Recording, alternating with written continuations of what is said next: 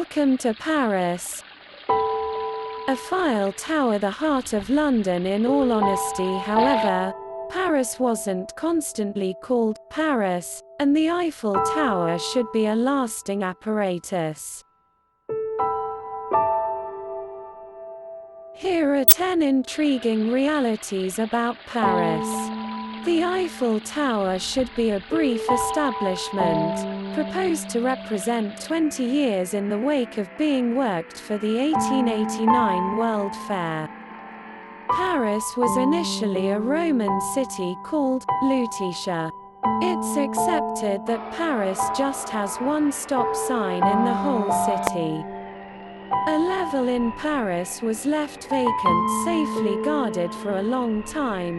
However, the lease was paid each month. When the leaseholder died, a work of art by Boldini esteemed at more than 2 million was found inside. There are in any event 3 imitations of the Statue of Liberty in Paris. The most popular of them exists on an island in the Seine and looks towards her sister sculpture in New York.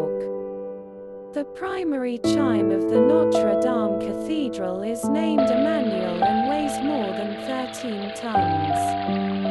There are 6,100 regrets, or lanes, in Paris.